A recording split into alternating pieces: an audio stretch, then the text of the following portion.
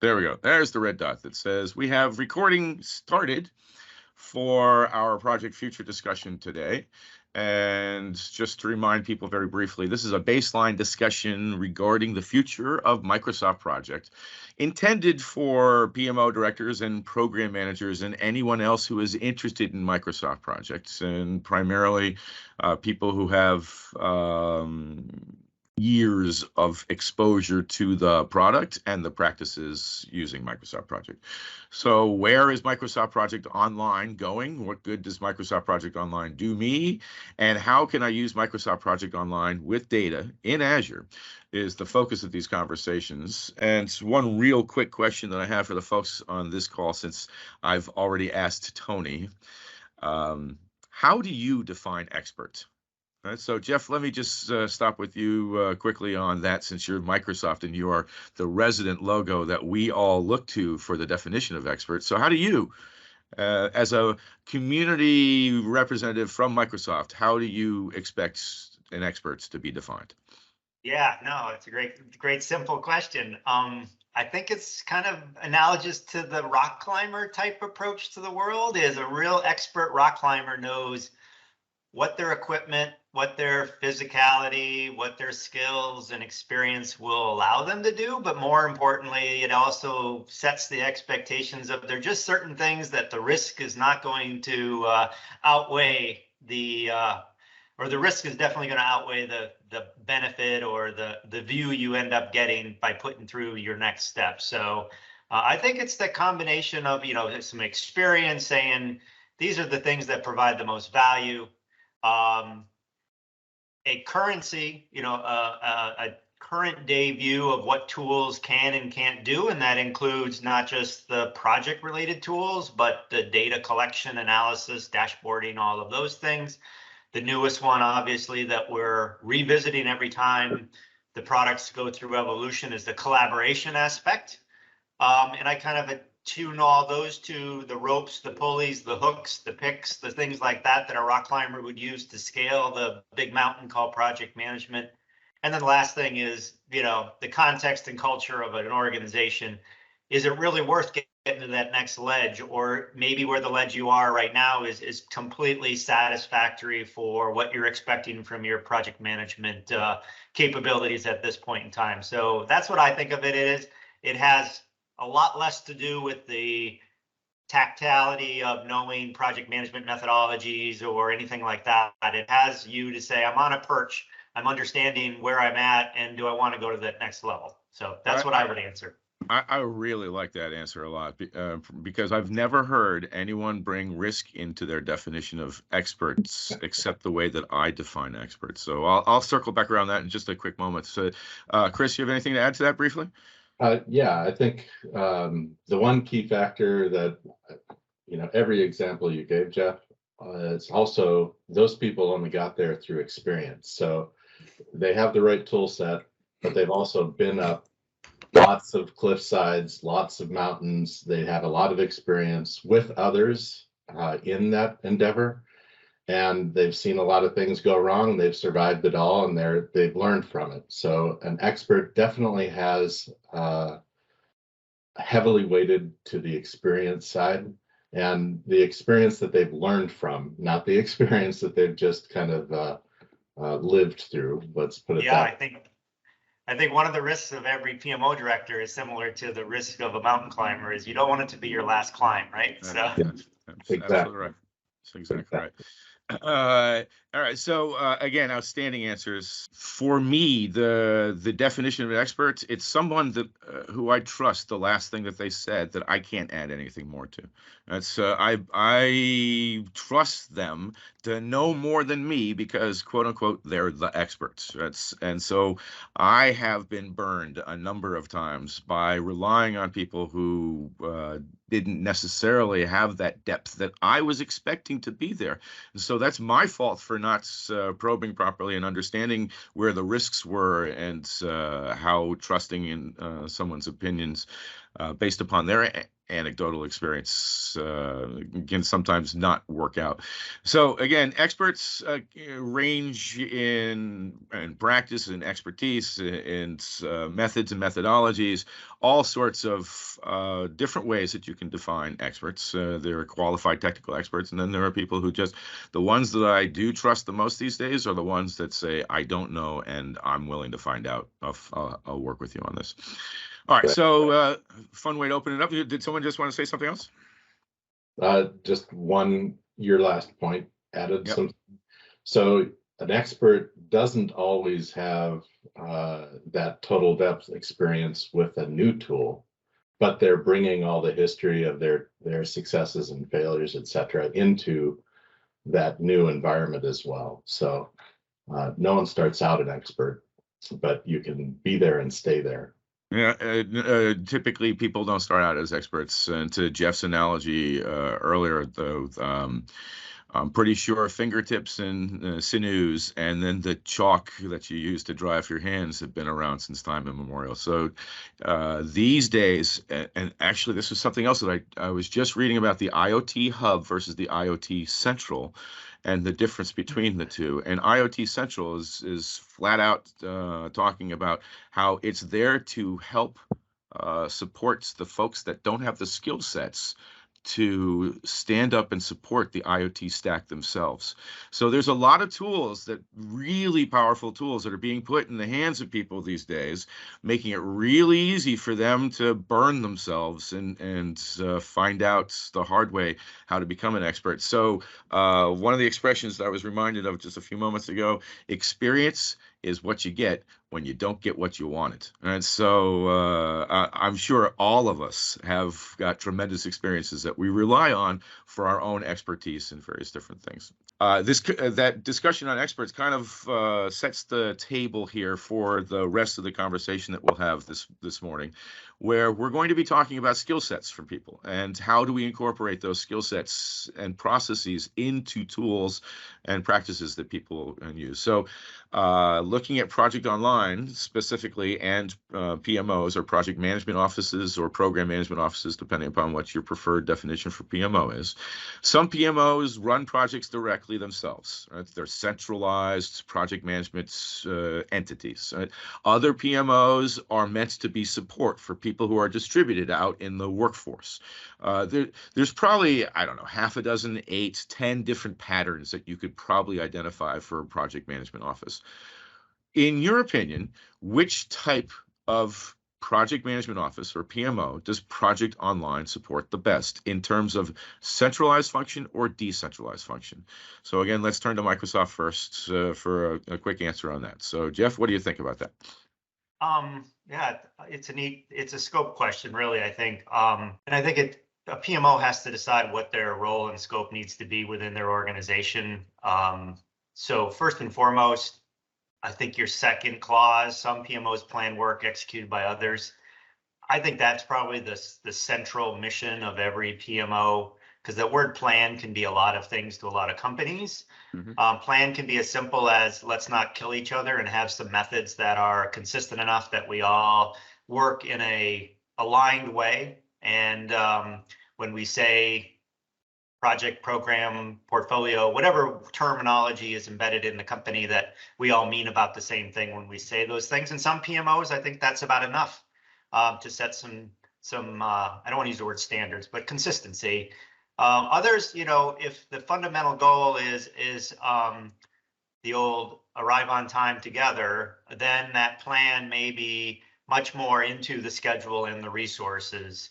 And I think those PMOs that are attempting to align the milestones and the endpoints of the schedule and are trying to ensure that resources, whether financial or personnel, are there and available to execute the work, I think that's really where Project Online is best suited.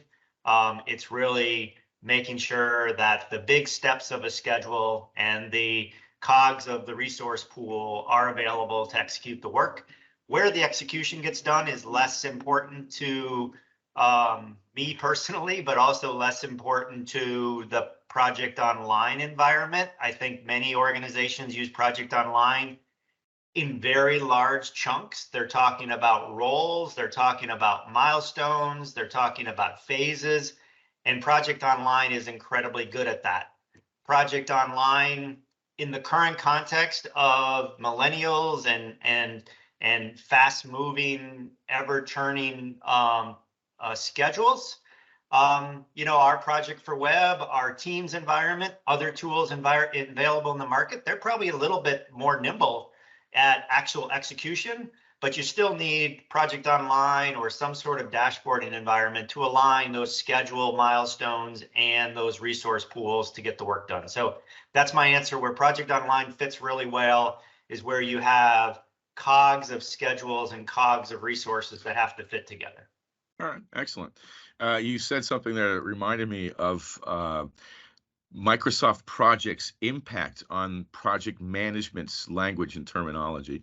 And because once upon, I'm an old school PMP. That's I have 5 digits in my PMP number these days, where most people will have at least 6, and some may even have 7. Right? So again, I've been around a long time. So I remember when we used to have words like work plan. That's a work plan was the plan for the work, right? I remember when we used to have a resource plan. Right? A resource plan was a plan for the resources, right? Every single aspect of project management had a plan. And then if you remember, the standalone file format from Microsoft Projects was once upon a time referred to as a .mpp, which stood for Microsoft Project Plan. And it was the Microsoft Project was the product producing a plan. Over time, people stopped talking about the Microsoft Project Plan, and they began talking about the Microsoft Project Plan. And so overnight, Project Plan became synonymous with schedule. Whereas to an old school PMP like myself, a project plan was the collection of all the plans that you'd put together, and then you would follow those. Well, I mean, one of the primary functions of any PMO is trying to define the rules and governance around what you're going to or how you're going to manage these projects. So Project Online being one of the most flexible tools as far as the rules go. And it gives that everything that Jeff said is exactly right as well. So, but I think that's one of the primary functions of a PMO, and there aren't many tools that allow you to do that. But with the templates and EPTs and everything else that comes with Project Online, you really do have a way to establish a process that works for the entire organization, as opposed to being as nimble as Jeff said with the teams and the planner and the project for the web and that type of thing. So I think that's the only thing I'd add to it. Well, that's a great insight, because one of the things that I have noticed the past couple of weeks on LinkedIn, I have joined a couple of other project management oriented groups that I typically don't pay attention to. And I'm about to unsubscribe from one, because it seems the only thing that they do is they spam people in the feed with their 9,000 templates that they have for projects and project management and this type of other thing. Right, so you don't need 9,000 templates if you have a tool that's as strong with the versatility and has been around with the express purpose of supporting this type of stuff for decades already. So talking about the people being around for decades like ourselves, we grew up with the skills that are needed to run these PMOs. We've heard from customers. I know I've spoken to each of you on this call here about the shortage or the hardship that hiring managers are having in trying to find people to fill these slots in project management. So one of the interesting ideas is incorporating artificial intelligence, whether it's with the cognitive services or with the machine learning of leveraging data from the past to figure out where you can improve in the future. Can AI help PMO directors who are facing a shortage of talent? And if you think they can, how? When you're talking about a PMO, it's also everything we talked about in the last thing was scope. There's also the role. Is it active or is it passive? And that applies also to the cognitive services, the AI, as you apply it to a PMO. So I think in terms of trust, we want to start out with passive, because half of the job of the PMO is understanding what's happening out there across all those projects. And are there people shortages? Are there skills? Is some project in trouble, et cetera? And then what can they do to proactively, and this is the active part, help that situation. So you can use AI and machine learning to train on your history and help you identify those situations earlier rather than later. That's one potential big benefit of machine learning, right? Because it takes a lot of time for those experts to review this, and they have to have the history to be able to recognize the patterns earlier rather than later and know the patterns that they've seen in their company, right? Or other companies if they're new hired. So I guess that's where I'd go. I'd go, if there's a trust issue, start with the AI and machine learning to help recognize things first so that you can take action on them. Or if your PMO is passive, at least provide the feedback without the action. So at least there's visibility, and then grow into the active portion of the role. Now that's an interesting observation, because there's a couple of use cases I've been thinking about just this morning alone, and where what's the edge between literally between the human and the IoT world, for instance. One of the conversations I was having with somebody was forest fires and rangers that are in those fire towers, and the documentary they were watching was saying how the human eye is so much better at recognizing a plume of smoke on the horizon than a camera these days. And I just can't find that to be the case with the tools like the Azure Percept, for instance.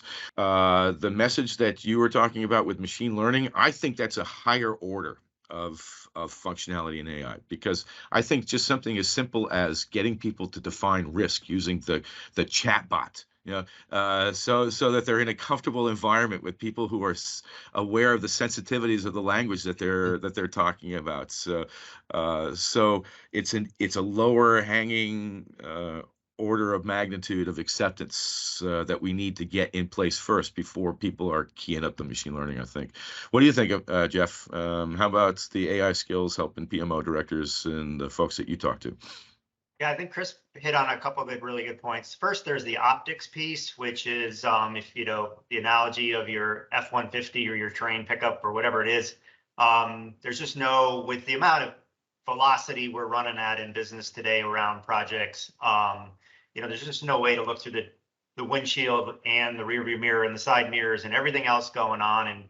And we do have the opportunity with optics that AI can offer, is that you can just keep your fingers on so many more dimensions of a project or a set of projects, that it should be able to AI, just at least give us the red flags, that blinking thing in our peripheral, that there's something that needs to be looked at, and a PMO director or an analyst can then take some action on just having more visibility to what's going on out there.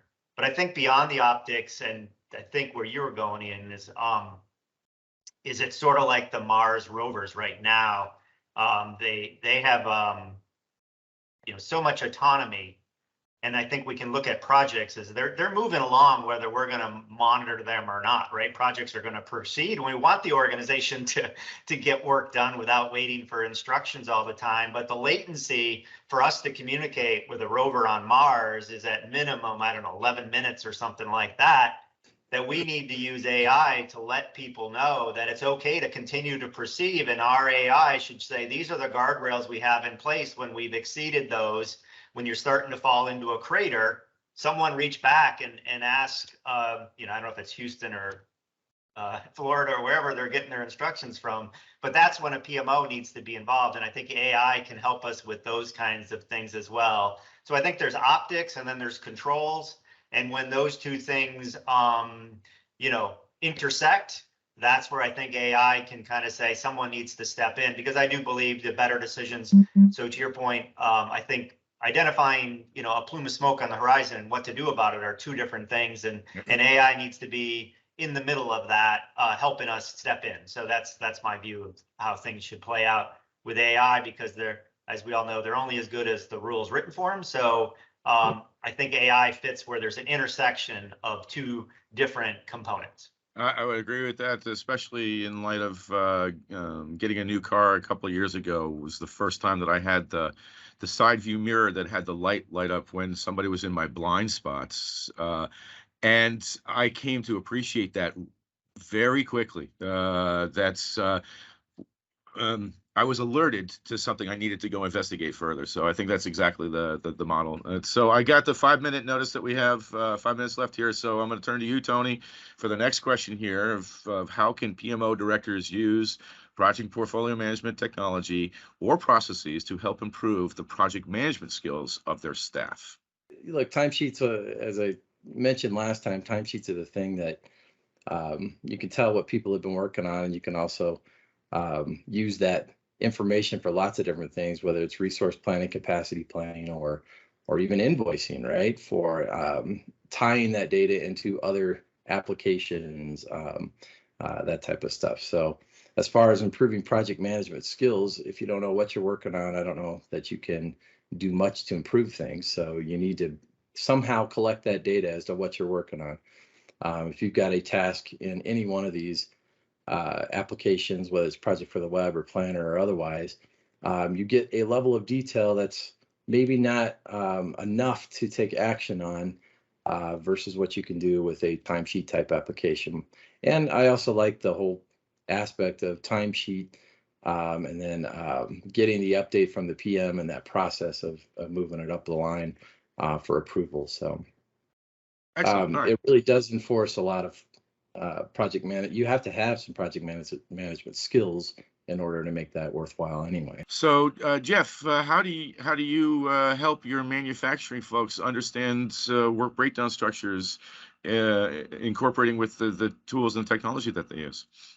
Yeah, no, I think this is a great question, and it was an easy one for me to jump to my answer, and then my answer now has evolved a little bit as methodologies have changed over time. So the big thing for me is baselines.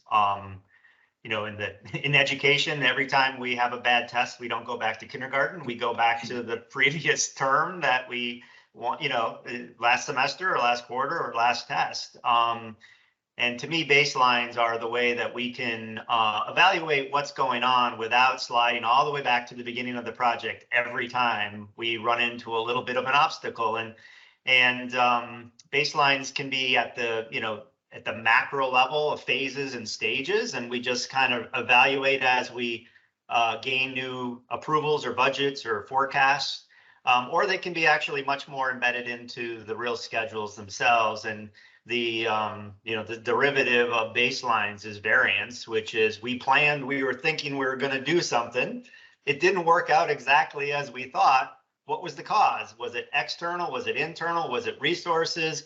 Did we just have no estimates? And then my favorite thing to improve staff is, and it's completely gone away, is we very rarely do postmortems on projects nowadays. And how the hell are we ever going to get better if we don't at least step and say, where was it along this last 6 weeks or last 6 months that things kind of went sideways? And how the heck do people do estimating today? I mean, unless you're in construction, I never even see the title estimator anymore. That used to be one of the stepping stones to become a full-fledged, project manager inside of an organization, is you sat for a period of time and did estimating because it lets you know how the blocks were built. So to me, the baseline is even more important as we blend methodologies. There's certainly the work breakdown structure in forecasting. We know about getting projects out of the gate and storming pretty well. But then you go into this hybrid. We have some agile, we have some work breakdown, we have a department level scheduling going on. Baselines to me are how you can lock something in, make some decisions, and then improve upon your skills. Yeah, well, there's a reason why we named this conversation the baseline. That's we are looking to take it back to why did we start using this tool in the first place? And for those that don't know, the project professional MPP file can allow you to do 13 baselines at any point in time. So let's start using at least a couple of them. It's even more than that, because it's 13 that have the word baseline in them. But beyond that, then there's another duplicate set that are called interim work plans that you can use as versions of baselines, if you wish. But we've been talking about AI incorporated or engineered in with the tools. What about the PMO directors themselves? What skills do they need to learn or adopt as they're starting to navigate the world of the future of Project Online? I'll start real quick. It's ego management. Too often PMO directors have a report, a dashboard, a governance structure that when you start to get into, we're rolling back, we don't have all the personnel, all the skills, and we now have all of this flexible data available to us. Very often PMO directors need to roll back what they thought was the right answer a few years ago and start to say, you know, maybe I can be a little softer around certain things, but these are the core elements that really matter to us performing well. So ego management is my number one thing for PMO directors. Excellent. That's Tony. Oh, that was a great answer. I like that. I'm taking anything I was thinking about back. So. All right, fair enough. Chris, anything else to add?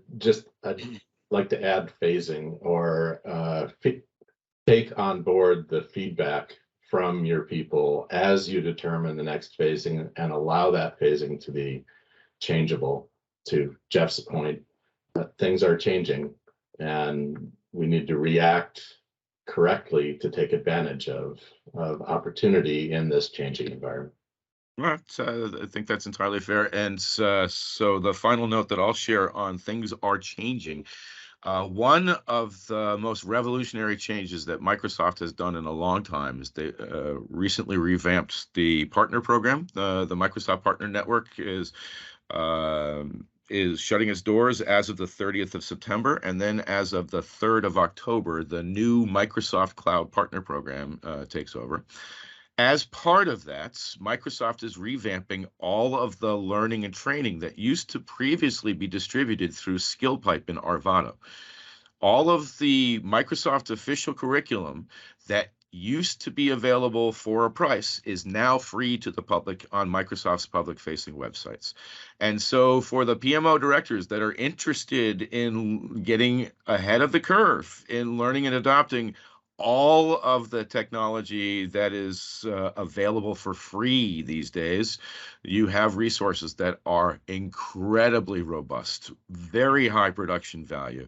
It is the official curriculum, again, put into a public-facing website.